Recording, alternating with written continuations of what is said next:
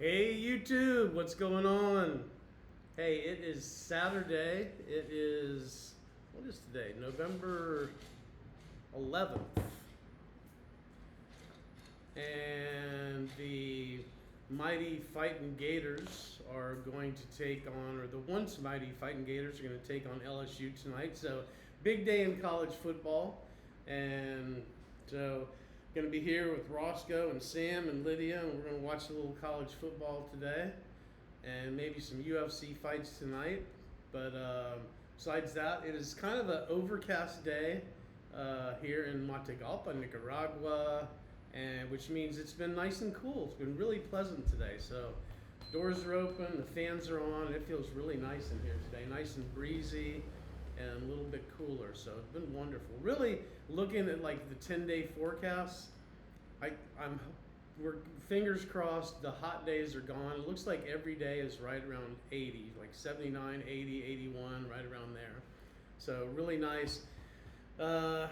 Couple health issues. Lydia's been sick. She went to see her mom for her mom's 90th birthday, and that was a big success. Great family celebration in Corinto.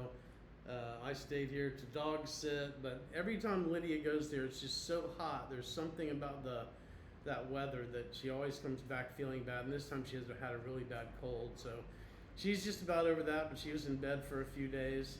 And I have, for the second time, a kidney stone. And I have passed one before. It's the most painful thing I've ever been through. And so, according to the doctor, sometimes it takes 2 or 3 weeks, but it's weird. I mean, during the day, it doesn't bother me at all. As soon as nighttime rolls around, as soon as I get into bed, it starts to hurt. So, but he's giving me some medication, gave me some pain pills and stuff like that. So I'm drinking lots of water, trying to stay really hydrated, drinking lemon juice and apple cider vinegar and all this other stuff that's supposed to kind of help dissolve it. But anyway, hoping for the best with the kidney stone. But really, what I was going to tell you about today was kind of some plans for our plans have changed a little bit as far as moving to Guatemala, and Lydia really wants to go ahead and go. She really wants to get in that cold weather. She's just really pushing for it. So it looks like we'll probably be leaving here instead of mid-February, probably be leaving here mid-January. If you saw the thumbnail, this is the wild part. We cannot get Roscoe on an airplane. There's just no way. And we do not want to stay through another summer here, which summers are last part of February, March, April. So we have to get out by then. We just cannot. We just promised ourselves we wouldn't be here for another summer and have it when it's 90 something degrees every day. So it looks like we're going to leave here about mid-February, but the truck in the thumbnail is the way that we've got to go. We have no other choice. We can't get into an airplane, so we have a driver, and that's his truck, and he's a friend of ours, and he is going to drive us. We're not exactly sure yet. We're looking at the map, trying to figure out the best way to go. So, do we go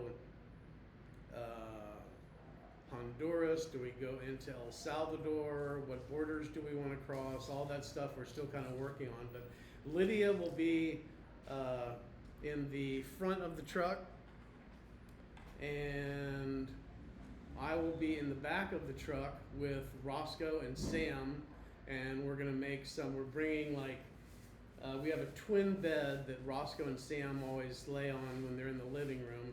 So we're bringing that and putting that. It's a flatbed truck. If you didn't notice the picture, we're going to put that and a bunch of blankets and pillows and stuff like that on the bottom.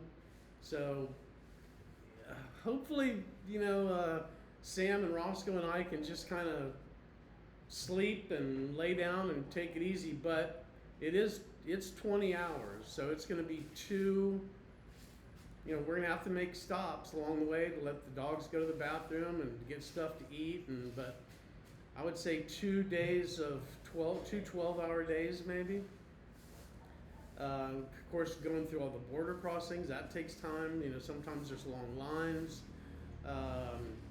But anyway, that's the plan so far. We're still working on the map. We've got a friend of ours that's going to help us figure out, do we want to drive all the way through El Salvador or not.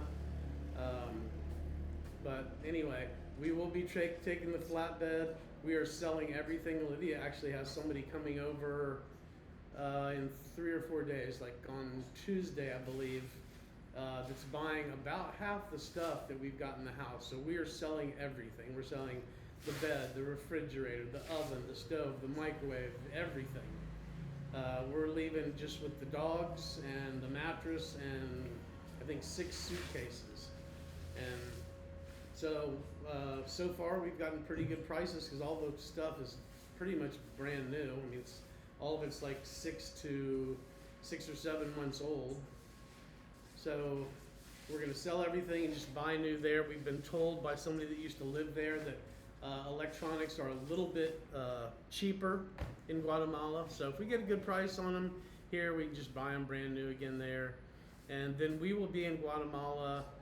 We kind of decided we can't move Roscoe again.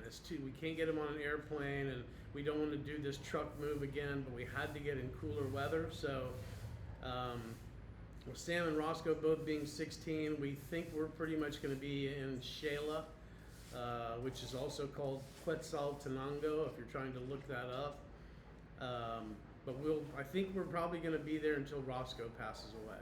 Both the boys are 16. Now, that could be, we just don't know. I mean, right now, Roscoe's 16 years old, which is like 125 in human years for a dog Roscoe's size, but he's still healthy. So we might be there for a while. But Xela is a really great city. It's the second largest city in Guatemala. There's right around 1 million people there. It's 2 or 3 hours away from Antigua and Lake Atitlan, which we hope to visit both of those places. I'm not exactly sure how we do that without finding a very trustworthy dog sitter, but if we can, we'll go visit there.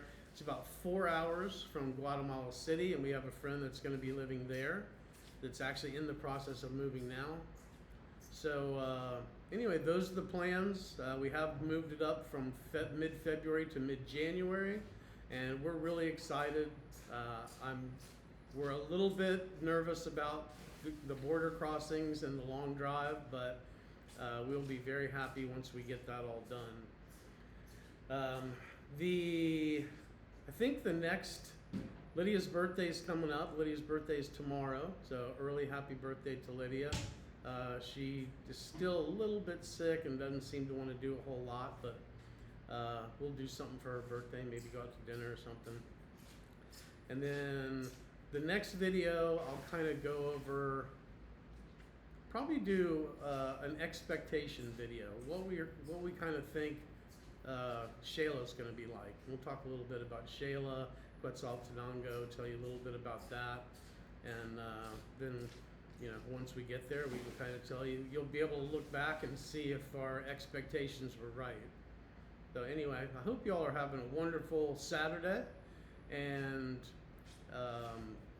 if you're working or you're trying to figure out a way to get out of work, get out of the rat race and off that hamster wheel a little bit early, if you want to see how to slow travel and how inexpensive it can be to go to all these different places, follow us next to Guatemala, probably after that next to Mexico, and after that, I don't know, probably Colombia. But hope you're having a wonderful day. If you're looking to retire early and travel, or either one or both, you're probably in the right channel. Just remember, if you're bored, you need an adventure, you don't just want to sit on your front porch in a rocking chair during your retirement years, you're probably watching the right channel, and remember, there has to be something more. Have a great day.